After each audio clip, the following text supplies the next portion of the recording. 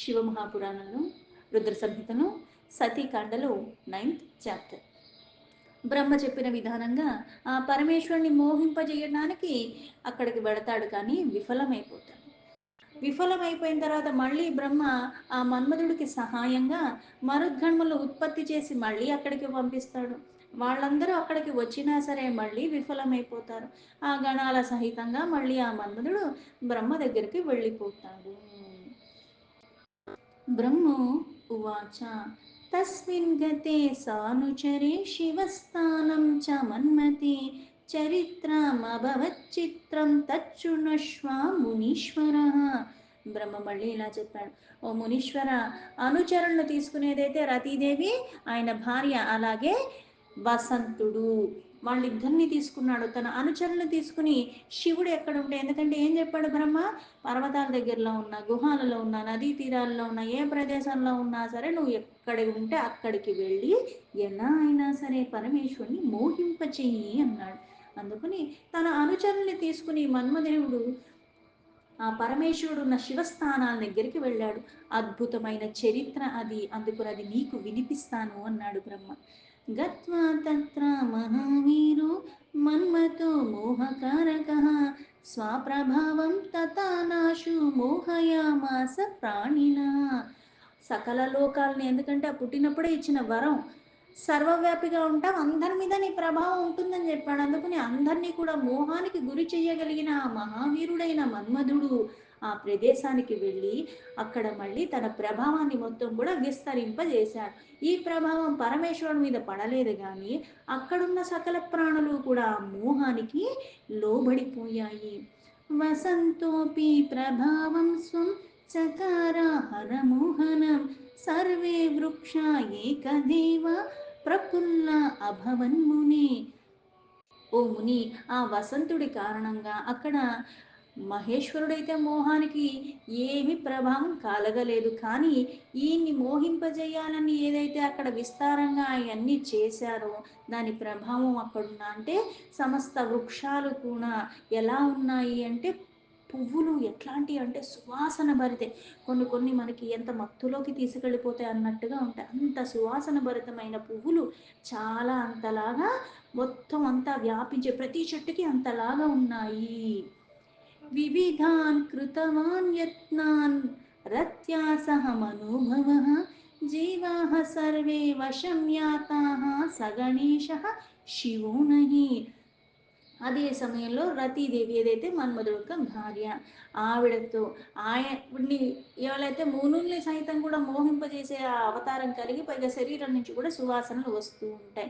ఈవిడి అందరూ ప్రయత్నం చేస్తూనే ఉన్నారు. ఈ ప్రయత్నాలు ఇంత ముగ్గురు తీవ్రంగా చేసేసరికి దాని ప్రభావం ఆ చుట్టుపక్కల ఉన్న సర్వజీవుల మీద కూడా వాటిని అన్ని ఆ వశం అయిపోయినట్టుగా అయిపోయాయి.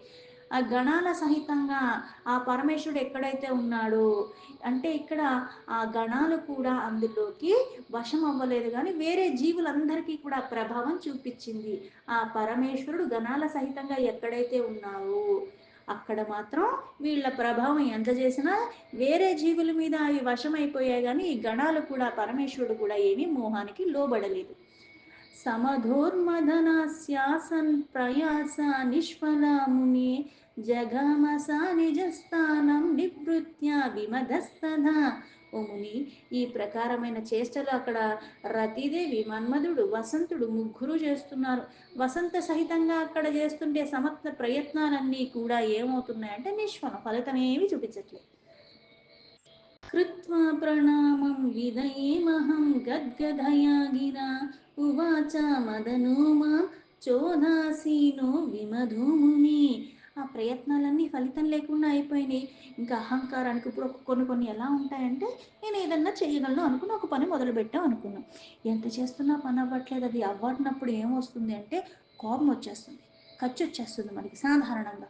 ఇక్కడ కూడా అహంకార రహితంగా మళ్ళీ, అంటే ఎంత చేసినా ఎవరి మీదన్నా మోహానికి గురి చేసేవాడు, అలాంటిది ఇక్కడ ఏమీ ప్రభావం చూపించట్లేదు, కానీ అక్కడ ఉన్న సకల జీవుల మీద ఆ ప్రభావం చూపించేస్తుంది. అందుకు నేను మళ్ళీ తన స్థానానికి వెళ్ళిపోయాడు. అయితే ముని ఇక్కడ మళ్ళీ బ్రహ్మ దగ్గరికి వచ్చాడు. ఆ మన్మధుడు వచ్చి బ్రహ్మకి నమస్కరించి ఉధా నీరసంగా ఉన్నాడు. అంటే చాలా ఏ పనికైతే నన్ను పంపించావు, ఏదైతే చేద్దామని అనుకున్నానో అక్కడ ఏమీ ప్రభావం చూపించట్లేదు. అందుకని అక్కడ మునిగిపోతున్న కంఠంతో మళ్ళీ బ్రహ్మతో ఆ మన్మధుడు చెప్తాడు. కామ ఉవాచ బ్రహ్మన్ శంభుర్మోహనీయో నవే యోగ పరాయణ న శక్తిర్మమ నాయస్య తస్య శంభోర్హి మోహని. కొన్ని కొన్ని సందర్భాల్లో నాకు నిజంగా అంతొచ్చి ఇంతొచ్చి అనుకుంటాం కానీ మళ్ళీ నా వల్ల ఏది చేత కావట్లేదంటే అది ఒప్పుకోవటానికి కూడా మళ్ళీ కాస్త ఇబ్బందిగా అనిపిస్తుంది మనకి సాధారణంగా లౌకికంగా. కానీ అక్కడ అది ఇంకా బాధాకరంగా ఉంటుంది, నేను చెయ్యలేకపోతున్నాను అని. సమర్థత ఉంది కూడా కొంతమంది మీద ప్రభావం చూపించలేదు, ఆ పని అవ్వట్లేదంటే ఇంకా బాధ వచ్చేస్తూ ఉంటుంది. అందుకని బ్రహ్మ ఆ పరమేశ్వరుని మోహింపజేయటానికి నా వల్ల అవ్వట్లేదు, నేను ఎన్ని ప్రయత్నాలు చేసి అక్కడ ఏమీ పెద్ద ఫలితం చూపించట్లేదు, యోగ పారాయణుడై ఉన్నాడు, అందుకు నా పరమేశ్వరుని మోహం చేయడానికి నా శక్తి సరిపోవట్లేదు. అయితే నాకే సరిపోవట్లేదంటే ఎవరికి కూడా అసాధ్యము. సమిత్రేణ మయా బ్రహ్మన్నుపాయ వివిధాః కృతాః రత్యా సహ కిలాస్తి చ నిష్ఫల అభవన్ శివే. ఓ బ్రహ్మ, నా మిత్రుడైన వసంతుడు అలాగే నా భార్య నా రతితో కూడా ఎంత ప్రయత్నం చేసినా సరే, మోహానికి గురి చేసేలాగా చేసినా సరే, ఎన్ని ఉపాయాలతో ఎన్ని చేసినా సరే అక్కడ పరమేశ్వరుడు మీద ఏ ప్రభావం జరగలేదు. అందుకని అన్ని నిష్ఫలం అయిపోయి ఫలితం లేదు, శూన్యం. శృణు బ్రహ్మణ్యతస్మాభిः కృతా हि హరమోహనే ప్రయాసాన్నా వివిధాస్తాత గతస్తస్తాన్ ముని మమ. అందుకే బ్రహ్మ, మా వల్ల ఆ పరమేశ్వరుడు మోహానికి గురి అవ్వలేదు, అయితే ఇంకేమన్నా ఉపాయాలు ఉంటే ఎన్న మాకన్నా అవన్నా చెప్పండి, దాని ద్వారా అన్న నేను ఆ పని చేస్తాను, అందుకని మీరే నాకు అది విన్నవించండి అన్నాడు. యదా సమాధిమాశ్రిత్య స్థితః శంభుర్నియంత్రితः తదా సుగంధివాతేన శీతలేనాతి వేగిన. ఆ పరమేశ్వరుడు ఎప్పుడు సమాధిలో ఉంటాడు. ఆ సమాధిలో ఉండటం అంటే ఏంటి అంటే అంటే నియంత్రణలో ఉన్నాడు. ఏ నియంత్రణ? అక్కడ ఇంద్రియాలు ఏంటి, జ్ఞానేంద్రియాలు కర్మేంద్రియాలు అన్ని తన ఆధీనంలో, మనస్సు కూడా తన ఆధీనంలో పెట్టి చాలా ప్రశాంతంగా ఆ యోగంలో ఎప్పుడు ఉంటున్నాడు, ఆ సమాధి స్థితిలో అన్ని ఆపేసి. అందుకుని ఆయన్ని మోహం చెయ్యటం అంటే ఇంత వేగవంతమైన సుగంధాది యుక్తమైన, అంటే ఇప్పుడు దేని మీద ప్రభావం చూపిస్తుంది, శరీరం మీద ప్రభావం చూపించాలంటే మనకి ఎందుకు జ్ఞానేంద్రియాలు అని చెప్పారు అంటే, ఇప్పుడు ధ్యానంలో ఉన్నవాడు కళ్ళు తెరుచుకుని అయితే జ్ఞానం చేయరు కదా, కళ్ళు మూసుకుని చేస్తారు. ఈ కళ్ళు మూసుకున్న ఏవి చూడగలుగుతున్నాయి, ఏవి పని చేస్తాయి బాగా అంటే ముక్కు, వాసన, అలాగే ఈ చర్మం, దానికి స్పర్శ తెలుస్తుంది. గాలి వేడిగా ఉంటే ఒకలాగా ఉంటుంది, చల్లగా ఉంటే ఒకలాగా ఉంటుంది, పైగా సువాసనమైన గాలి అయితే అదొక ప్రభావం చూపిస్తూ ఉంటుంది. అలాగే సొంపైన ఏదైనా మంచి శబ్దాలు వినిపిస్తుంటే మన మీద ప్రభావం ఉంటుంది. ధ్యానంలో కూర్చున్న వాళ్ళకి రుచి తెలియదు కదా, ఎందుకంటే ఆ రుచిని ఆస్వాదించరు, కానీ కొన్ని కొన్ని తిండి పదార్థాలు కూడా ఆ వాసన బట్టి తినాలన్న కోరిక కొంతమంది కలుగుతుంది. అందుకుని ఇక్కడ ఆ మోహానికి గురి చేయాలంటే సుగంధాది ఇట్లాంటి శీతలమైన వాయువుని, దాని ద్వారా అన్న కాస్త ఏమన్నా కలగచ్చేమో.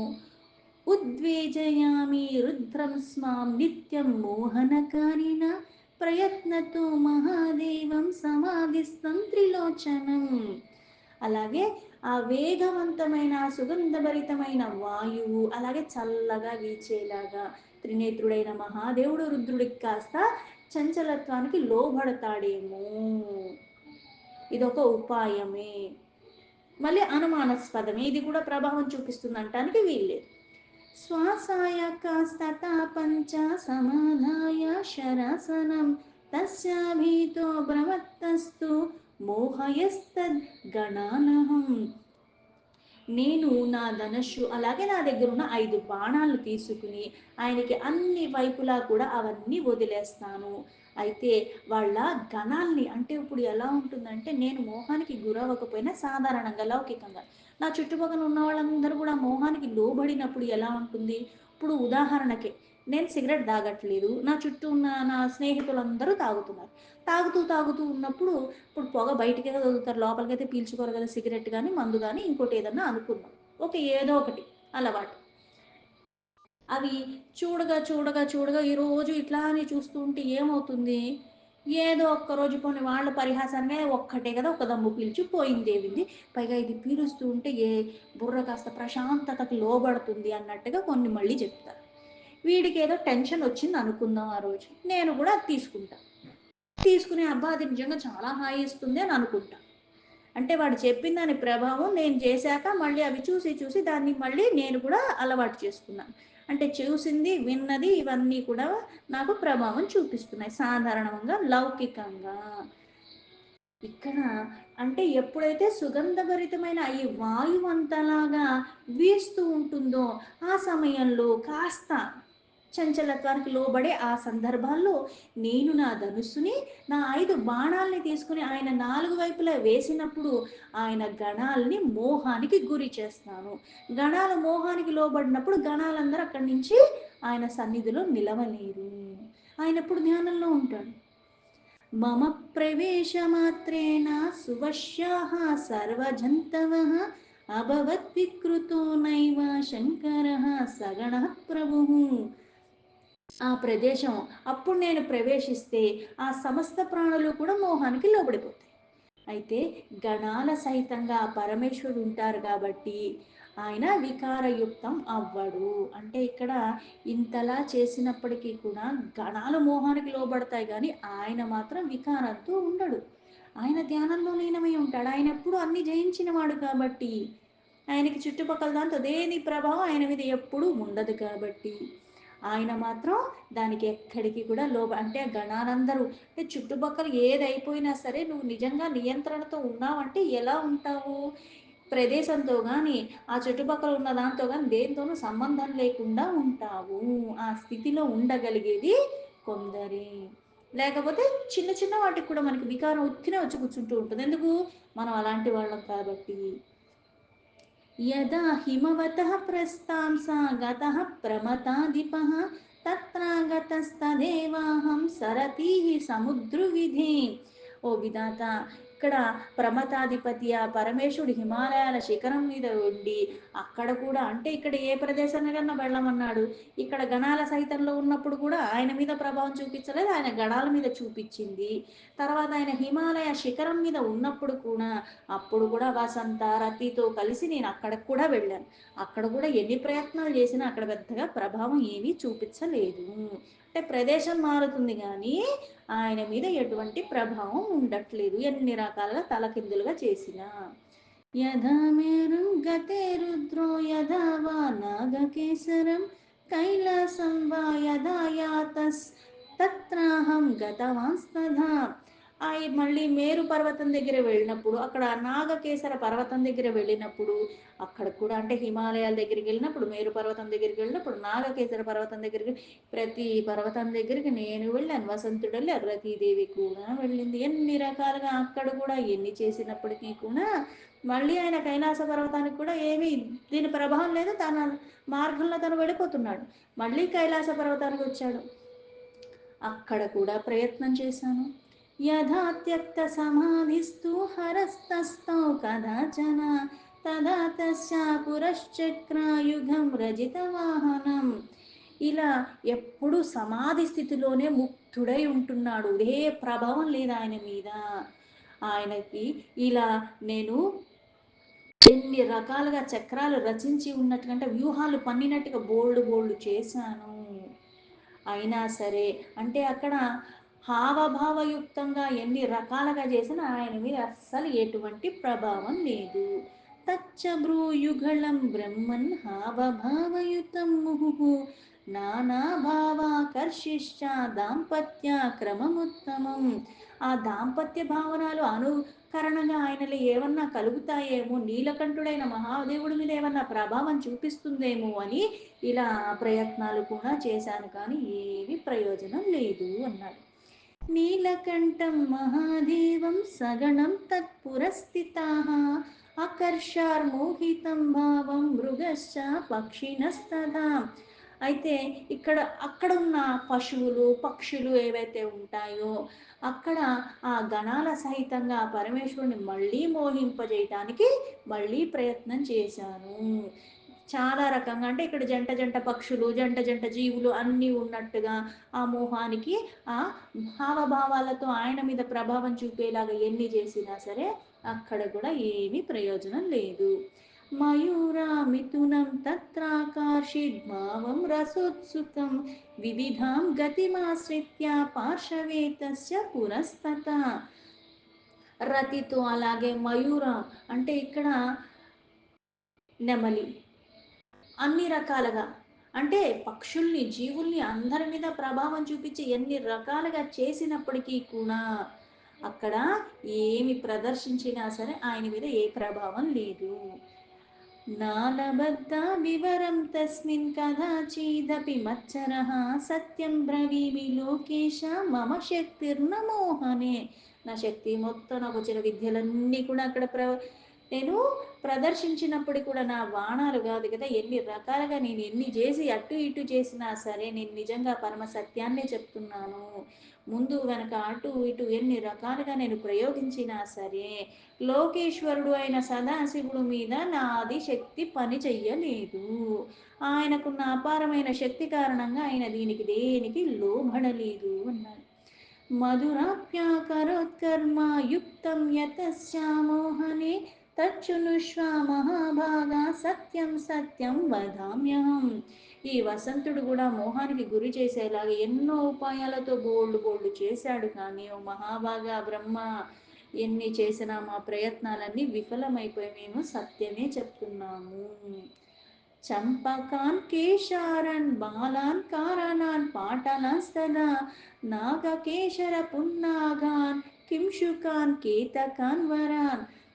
అంటే ఈ వసంతుడు ఏం చేస్తాడు అంటే ఎలా అయితే పుష్పాలతో చెట్లన్నీ కూడా పచ్చగా ఉండి సువాసన భరితమైన పుష్పాలని నిండుగా ఉండేలాగా చేస్తాడు ఆయన ప్రభావంతో. అంటే ఇలాంటి సుగంధభరితమైన పుష్పాలన్నీ కూడా అంతలాగా ఉండేలా కూడా చేశాడు వసంతుడు. శ్రేష్టమైన చంపక పువ్వులు, కేసర పువ్వుల వాసన అక్కడెక్కడ ఉందంటే ఇక్కడ కూడా వస్తుంది. అలాంటిది అలాగే మన ఇలాచీ పువ్వులు, ఇట్లాంటి గులాబ్ పువ్వులు, నాగకేసర, పున్నగ ఇవన్నీ కూడా ఎన్ని చేసినా సరే కించుక, కేతకి ఇవన్నీ ఎన్ని అలాగ సువాసన భరితమైనవన్నీ వచ్చి ఆయన అంత సుగంధాలు వ్యాపించేలాగా చేసినా సరే ఆ పరమేశ్వరుడి మీద కొంచెం కూడా ప్రభావం చూపించలేదు. మాలతి మల్లికా పర్ణ భారాన్ కురభా కాస్తత ఉత్పుల్లయతి తత్రస్మా యత్ర తిష్టతి వేహరః. కేతకి, మాలతి, మల్లిక, పర్ణభార అలాగే కురభక ఇట్లాంటి ఎన్నో రకాల పువ్వులు అవన్నీ కూడా ఆ పరమేశ్వరుడు కూర్చున్న ప్రదేశంలో వికసించి ఉన్నవి. ఆ సువాసనలు ఆ మోహానికి గురయ్యేలాగా ఇన్ని రకాలుగా అక్కడ అంతా కూడా సృష్టించి చేసినప్పటికీ కూడా ఆయన మీద ఏ ప్రభావం లేదు. సంసారయాస్ యుత్పుల్ల పద్మాని వీరజయన్ మలయానిలేహ యత్నా సుగంధిన్యకరోధతీవ గిరీశస్సనే.